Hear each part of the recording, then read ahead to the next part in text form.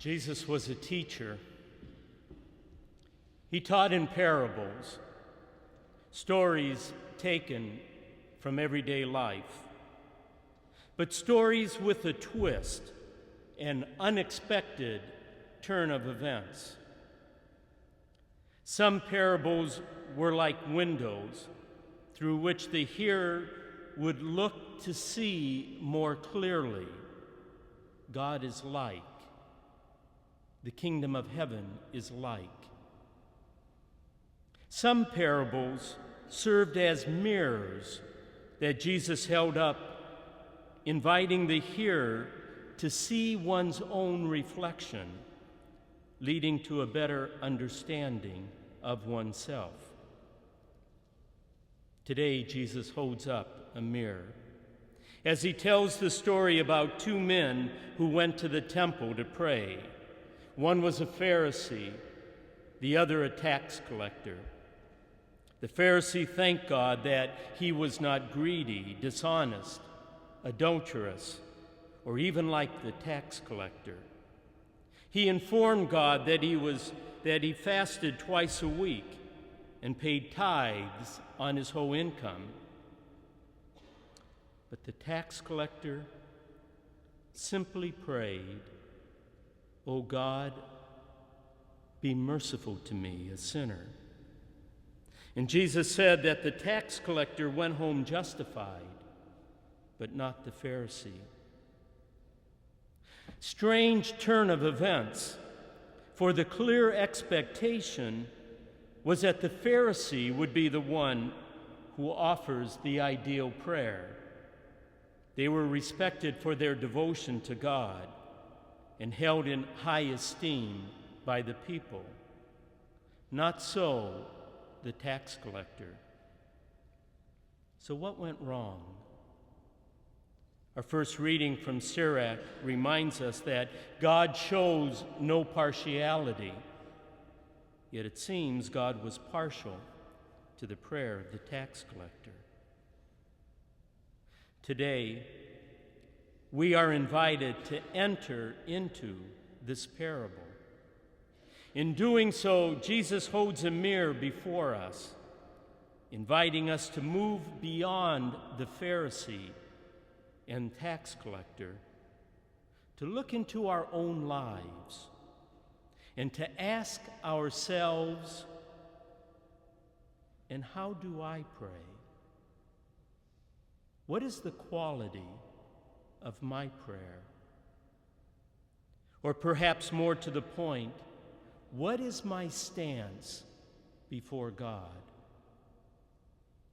You see, we need to ask ourselves, when I come before God in prayer, do I come, like we heard in the first reading, in my poverty and needs, humbly acknowledging my dependence upon God? Do I come like St. Paul, as one who recognizes my need for God's assistance? Or do I come to simply compliment God on a job well done in creating me? You see, the question is really how we stand before God. Are we in right relationship with God? And today Jesus reminds us, whoever exalts himself will be humbled, but whoever humbles himself will be exalted. This call to be humble causes us to pause and reflect, for it's truly a double-edged sword. For on the one hand, it flies in the face of a society that continually tells us to be self-sufficient, how to be counted among the truly beautiful people, telling us what we should have, what we should wear, where we should go, and with whom we should be seen. On the other hand, a misguided understanding of humility can border on self-deprecation. If people really knew me, they would not love me attitude, seeing oneself as having no value. This clearly is not what Jesus is saying. For we are reminded that we are each made in the very image and likeness of God. So how do we begin to make sense of this? Let me suggest that growth in humility is absolutely essential to the spiritual journey. St. Augustine says, "For those who would learn God's ways, humility is the first thing. Humility is the second thing. And humility is the third thing."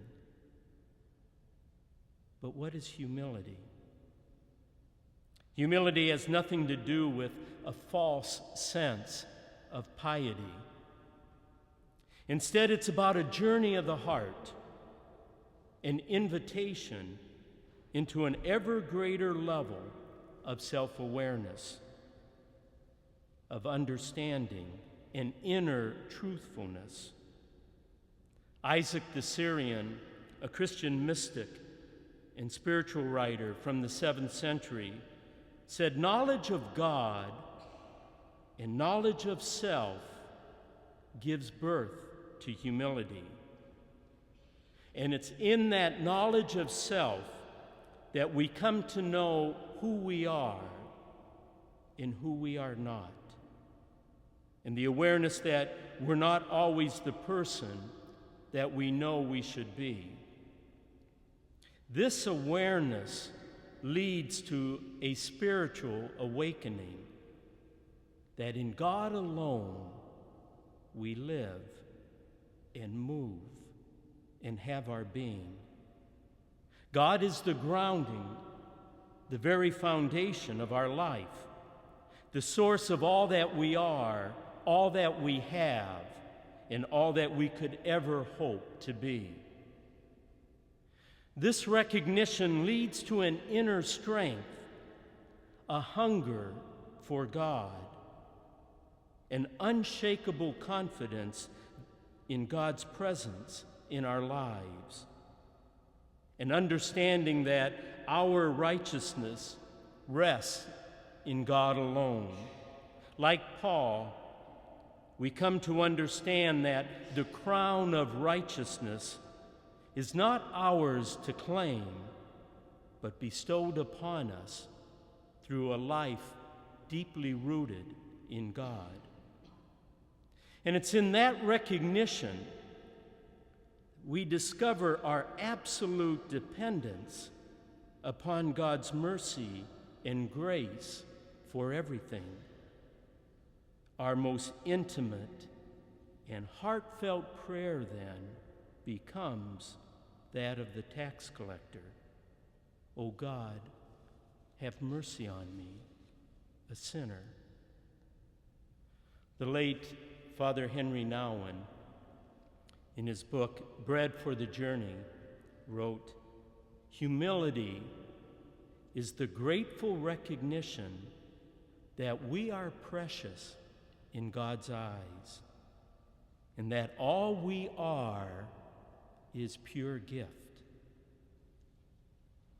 Shortly before his death in 1999, Basil Hume, Benedictine monk and Cardinal Archbishop of Westminster, when told that he had terminal cancer, said to his friend, "If only I could start all over again, I would be a much better monk, a much better abbot, and a much better bishop.